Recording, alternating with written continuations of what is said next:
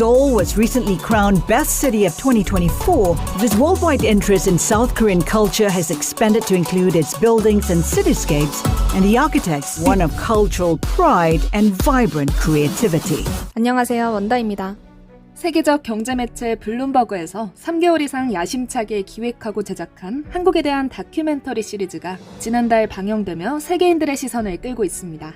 특히 K-팝과 드라마 등 한국 대중문화로 시작되어 한국어, 한식, 한국 관광, 한국 IT 제품, 뷰티 등으로 그 영역이 점점 확대되고 있는 한류의 다음 대세가 무엇인지에 대해 전하고 있어 더욱더 관심을 집중시켰는데요. 거기다 한국다움, 한국적인 것이 어떻게 세계를 매료시킬 수 있었는지를 고민하며 한국성에 대한 탐구까지 하고 있어 더욱 놀라움을 자아냈죠. 블룸버그의 이 한국 특집 방송을 시청한 세계인들은 한국의 온돌은 지금까지 발명된 최고의 것 중 하나임이 분명해. 내가 한국에서 돌아온 후 가장 그리워하는 세 가지 중 하나가 바로 온돌이야. 한국은 세계가 갖고 싶어하는 대부분을 갖고 있어. 반도체, 배터리, 바이오 의약품, 조선 방산기술 등 세계적 수준의 제조 공급망을 갖추고 있지. 한국은 K-팝, K-드라마 등 문화산업의 선두주자이기도 하지만 문화의 영향력이 커짐에 따라 한국어의 인기와 한국어 관련 취업시장도 늘어나고 있어. 나에게 한국적이라는 말은 진화, 적응성, 개방성, 창의적, 혁신적인 동시에 보수적, 그리고 특유의 존재감을 의미해. 정말 대단한 한국이야 등의 반응을 보였는데요. 그렇다면 세계적인 경제 매체 블룸버그가 전하고 있는 다음 세대의 한류가 무엇인지 함께 들어보시죠. From K-pop acts blazing a trail into the hearts and charts of the Western world to history-making wins on the international stage, It's really crazy. the global phenomenon that is South Korean pop culture, or Hallyu, shows no signs of letting up. In just 25 years, Hallyu has drawn over 200 million pop culture fans, and global spending on Korean cultural products is set to nearly double to $143 billion by 2030.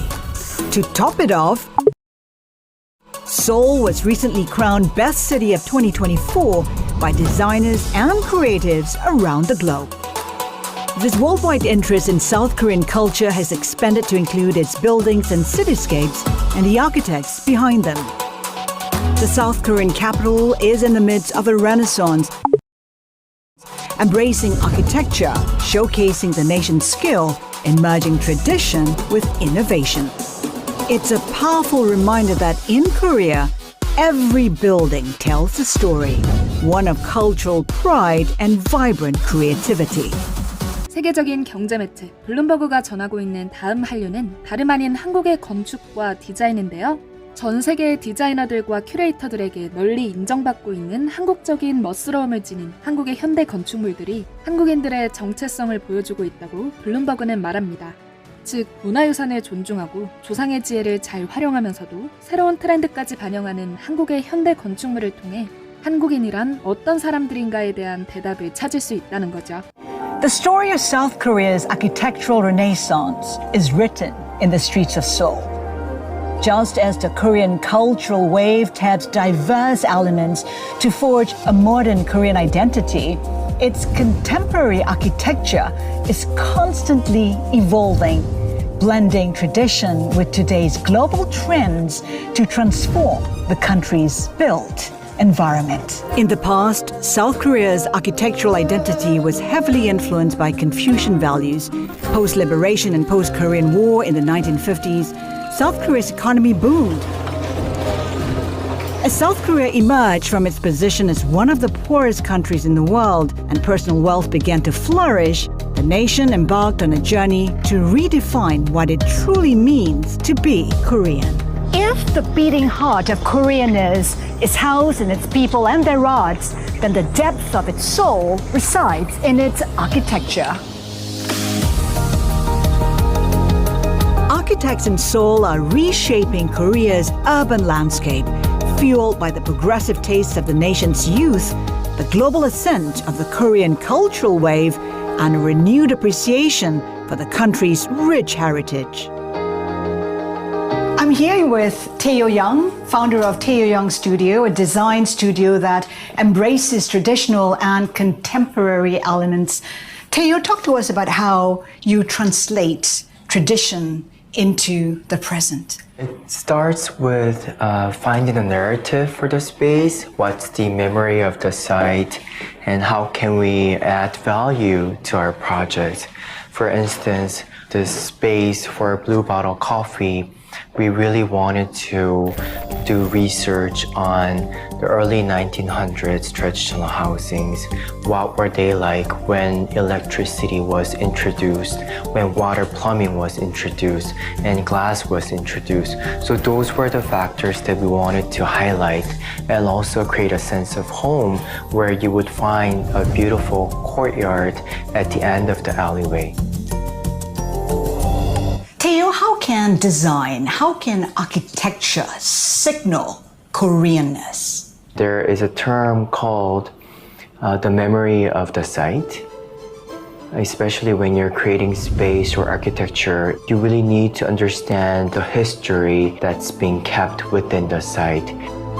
Tradition is not just a thing of a past, but a concept of a resource. Something that you can really utilize, something that could speak to us in a very valuable way and teach us a lesson.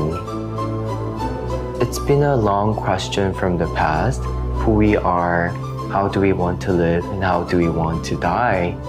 To Teo, contemporary Korean architecture is building on the past in a mindful way to shape the future we inhabit. Just like the hanuks, which are traditional Korean houses, and how they seamlessly integrate the environmental influences into their design. When you see Korean traditional housings, you see how we live with nature and how do we find wisdom within that.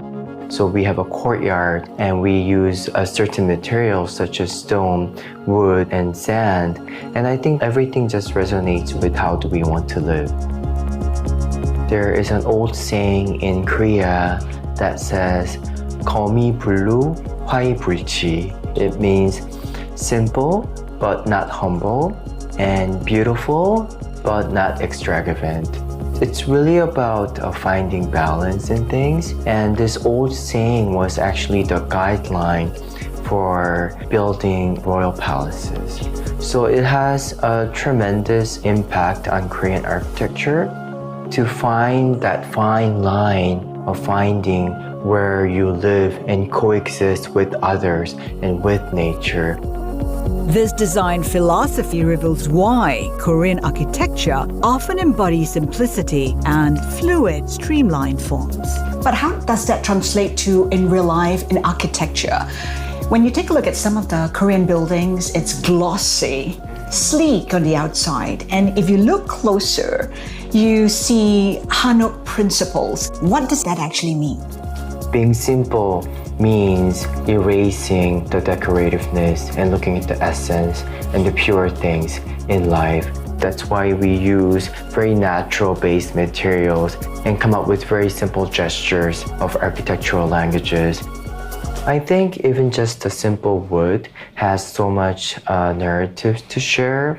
For instance, a persimmon tree, it was sort of like a symbol of a beautiful Korean scenery, and a lot of people actually used persimmon to sweeten the food, and they would cut the tree and they would create beautiful furnitures with beautiful patterns in it. So just one material can tell so much of a story.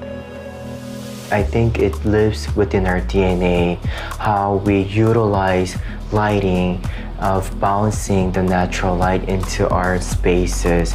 How do we utilize and how do we change the concept of the middle courtyard into a building? What makes contemporary Korean architecture truly exciting is its return to basics, but with a modern twist.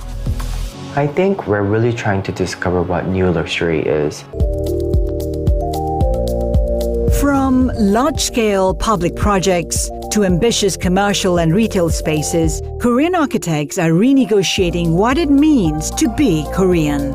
These important conversations about Korean identity also extend to the design of everyday living spaces and how people experience their homes.